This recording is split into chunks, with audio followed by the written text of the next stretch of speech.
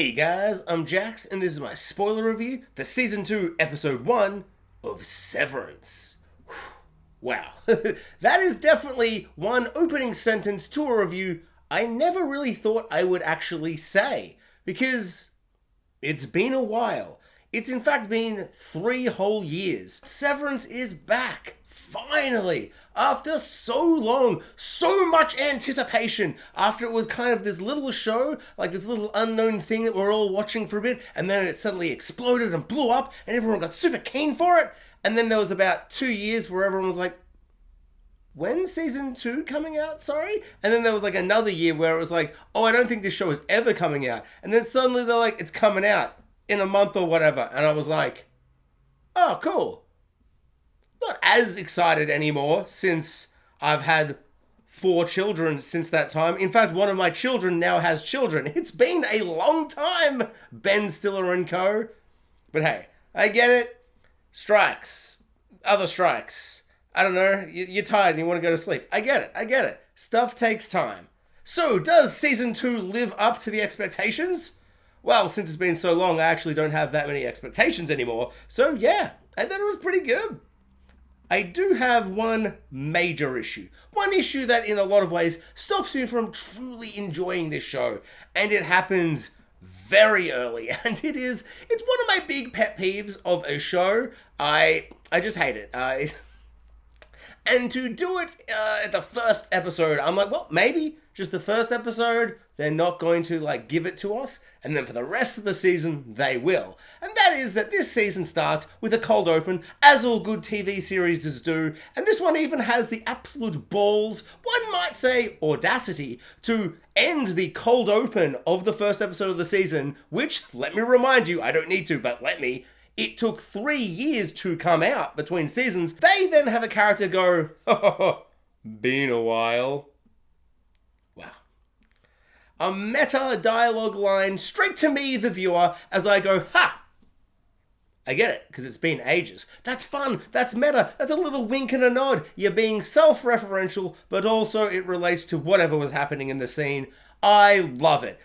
Has a man ever been more primed for a beautiful 40-second to a minute opening titles that I know I'll love because I saw it from season 1. I love these opening titles. Or, better yet, maybe we'll be gifted to a rare, but not as rare anymore, a second season, different new opening titles that'll be all like, same music, different visuals. Let's bloody go, mate. I was primed and ready. I was jazzed, baby. And then just like Severance like came up in like Arial black and like a line. It was like Severance. There you go. You schmuck, you idiot. What, you waited 3 years and you expected us to either just give you the opening credits we already had or do something new? What do you think we've been doing these 3 years? What have you been doing? It felt like the screen was saying that back to me. It was like, what, you expected us to do something over these 3 years? What have you done over these 3 years? And I had this reflective moment where I was like, I haven't done anything. I've really done nothing. In fact, I plan to do something with my background. Like, probably not Funko Pops or DVDs, that feels overplayed, but like, do something, maybe some colors. I like colors, but I haven't. I've done nothing. That speaks to everything in my life. I haven't done anything. I play more video games, but that's not... Yeah, it's not really, I don't think that's not what the screen is asking me when it asks me, what am I doing? The answer really is nothing. Yeah, I'm not doing anything, really. So why should I expect Severance to do anything on its, we've both been doing nothing for 3 years. So yeah, I didn't like that there was no opening titles. I thought that was a disgusting coward move, and I was like, boo. Why aren't there visuals and things happening? Just cutting to a title of the video and being like, that's good enough. I think it's quite pathetic, and it in fact is not good enough. That being said, so this season kicks off straight after the thrilling cliffhangers of season 1, and Adam Scott's Mark wakes up back in the severed hallways or whatever, and he's all running about like he's auditioning for Mission Impossible, doing his best Tom Cruise running impression, hands all out, being like, just darting about, running about, doing some running, and I was very thrilled. I feel like the camera has never felt so dynamic and interesting and creative with its movements, the flow and the kinetic energy. And he would just like stop, look down different corridors, and the camera would just like move and flow in this really exciting, interesting way. The show doesn't not have any kind of thrilling, exciting sequences like this, but it is more of a slow burn thriller. So to kick off the season with this just like wildly imaginative and fun sequence that is literally just like, what if a man runs down some white corridors? A bunch. For like 3 to 5 minutes. Like, I don't know, they made it really exciting. They made the corridors feel like this horrible little maze, and he's just some little rat running about. Not to say that Adam Scott is rat-ish in his demeanor, just that he is running like a rat. He is quite a charming man. More of a mouse than a rat. Well, if he had to be a rodent. I'm not saying he looks like a mouse. That's crazy. And so Mark walks into the old office space, and there's 3 weirdo newbies who all suck. Why do they suck? Because they're not the characters I like. Honestly, I was like a little afraid at first. I was like, oh, we're going to do one of those weird kind of holding pattern first episodes of the season where the character's like, oh no, I don't like this new status quo. And we spend ages just dealing with like, this is what the new status quo is. And then it breaks free and we cut to like Helly and she's locked in some room or whatever. And it's like, how are they going to get back together? I'm like, oh, I kind of just want to have like the OG crewing about and kind of debriefing and hanging out and like kind of pushing the story forward together. I don't really want to meet all these new other people. It just feels like they're not going to last. That's not like their job in the series. You know, I've seen enough, I feel like we've all seen enough shows. We understand what these characters are. So when they were first introduced, I was a bit like, oh, I don't know. Maybe this isn't going to be like, going to do much for this first episode. But thankfully, Mark, the character, actually feels exactly the same as I do. And he's like, you 3 people, even you maybe from Arrested Development, despite your very fun and inquisitive questions, which were, to be fair, genuinely, utterly delightful and funny. And just, yeah, she's great, but maybe from Arrested Development. Who doesn't love her? But despite maybe from Arrested Development being all like, I'm maybe from Arrested Development, I'm funny. Mark was like, you 3, you suck. I hate you all. Where's my OG crew, bro?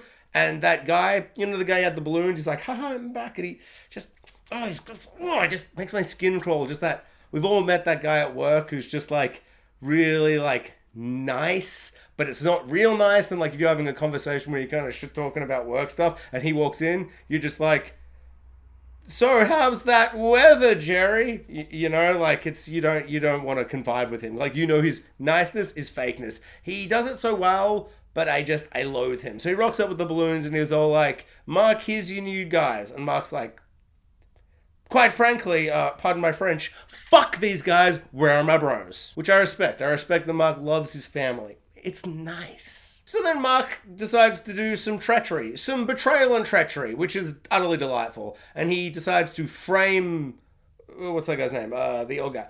Other older Mark, and he tries to portray him with a little cheeky note, and then Awful Balloon Man is like, you didn't even do like different handwriting. And it's like, they're always one step ahead. Or Mark's always one step behind.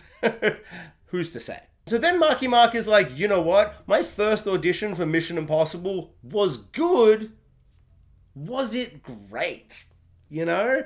And so he does another mad dash, and he's all running about, and he runs down some more white corridors. He gets on the phone or whatever, you know, the phone thingy with the board of directors, and he's like, bro, seriously, I've said it politely, which really he hadn't. I'm going to say it not as politely now. Where are my bros? And I feel like I missed something. I can't really, I can't remember why that worked, but it worked. And then the next scene, all these bros come back and they're all like hug and have a big like debrief session where they're all like, man, that season finale was cray-cray. And all the others are like, it was pretty cray-cray. And then they all hug and stuff. And I thought that was very nice. But before all our 4 main characters can hug and kiss and have a good time reuniting after 3 long years, 5 long months, 2 seconds? Severance. That's a crazy, improbable science thingy or whatever. But before they can all hug and kiss and all that stuff, Lumen is like, hey, we're a big corporate government, we're a big business and we suck. So here's a fun little video where we pretend we don't suck.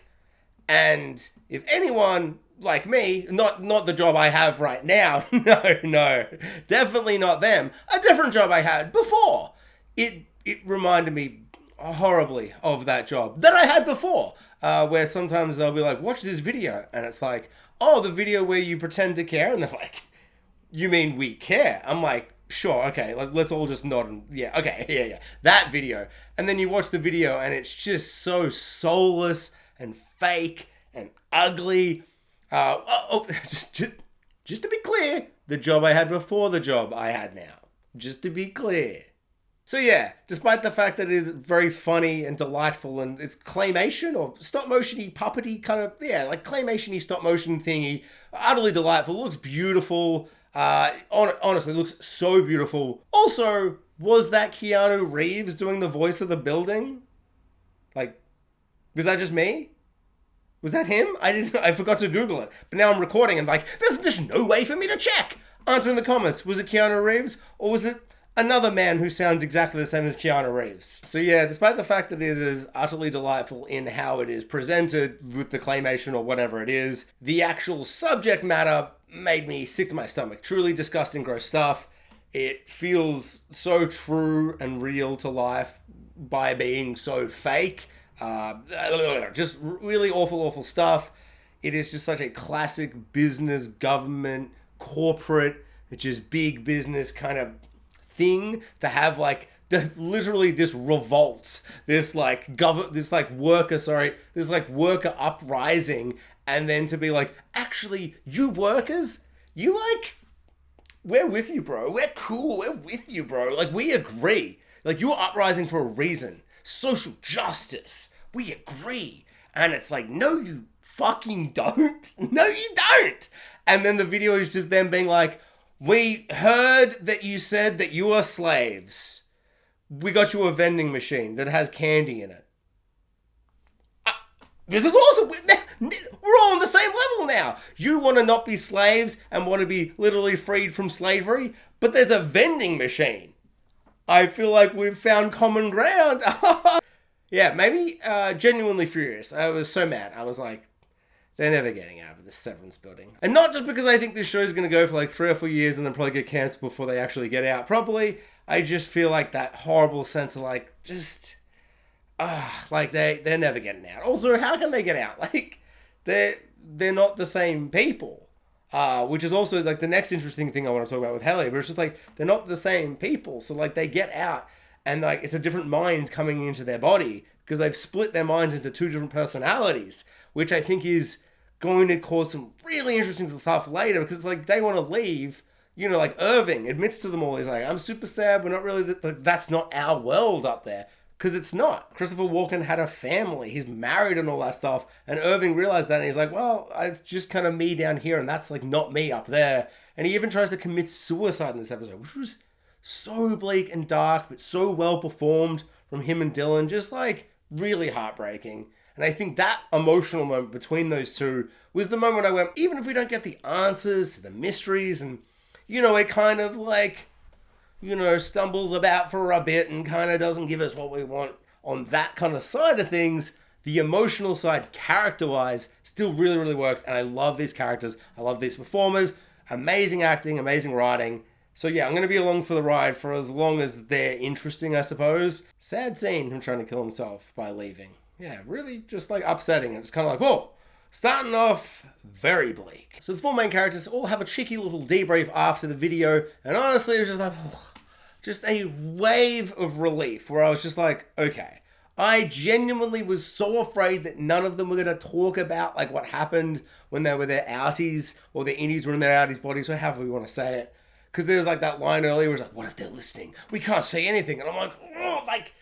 on a story level, that does make sense and doesn't feel like a flimsy, lame excuse. But at the same time, I feel like I felt like it was the writers being like, oh, we don't want the characters to all like say what they saw because like that'll get the plot moving too quickly. And I'm like, oh, that really leaves me trepidatious for how slow things might move, and it might feel like it's resetting a little bit and not kind of just kicking off and going. But thankfully, they, for some reason, were like, no, they won't hear us in here or whatever. I might have missed the line. But they all have a little cheeky debrief, which was very much a relief. And Mark gets out the big bombshell of season 1 where he's like, hey, Miss Casey, she's my wife. And they're all like, what? Yeah, it was good stuff. I loved it.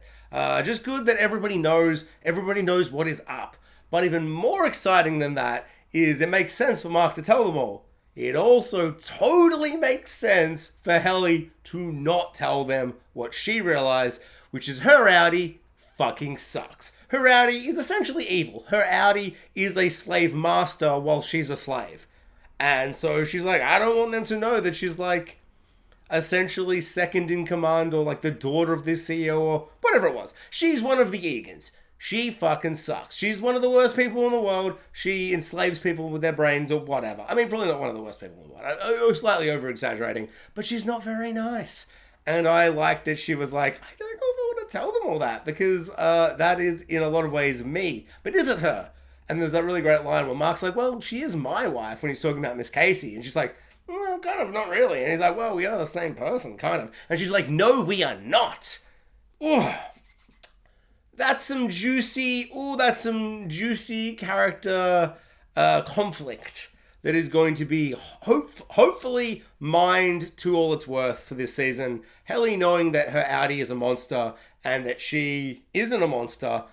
Very exciting, very interesting. I love that she didn't tell them all. It really feels like something you would do, trying to hide like that side of yourself. Absolutely loved it. Very, very interesting. Super excited to see where it's all going to go. But yeah, generally just the whole episode, I was pretty happy to be back in the world of Severance. Now, one issue I did have was I was kind of like waiting for them to go to the Audi world to kind of see the ramifications of Innie Helly telling the whole world.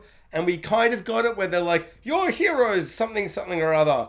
But it's like, they can just like print a newspaper and say that. There's no proof that's actually what happened. So I want to see what happens. But also, structurally, it makes sense to not show us that in episode 1 and just show us in episode 2. And usually for a season, I would be totally fine with that structural thing. And I'd be like, no, I want to wait. I want to hold off on it. But just because it's been 3 years, feels like it's been so long that I'm like greedy to have all the information now. But I am happy that it all isn't being released all at once. Give us weekly. Let's build up and get back into that mystery, boxy, trippy, work sucksy mindset of Severance. Which it definitely did. It's good stuff. I liked it. I don't know. Probably nothing else to say. Unless I forget, turn the camera off, and then just come back. But you'll never tell, because I edit it or whatever. The lighting will probably be different, and I'll probably be more excited or less excited. It depends. It depends. But yeah, thanks for listening. Like, subscribe, hit the notification bell, all the YouTubey thingies and all that stuff. You know the jam. Unless this is your first YouTube video, in which case, I apologize, and how did you get this far? That's crazy. But most importantly, comment below. I would love to know, what did you think of the first episode of Severance Season 2? Are you all thumbs up, thumbs down for some reason? Or are you the first person on the internet to have a nuanced opinion? Comment below, let me know.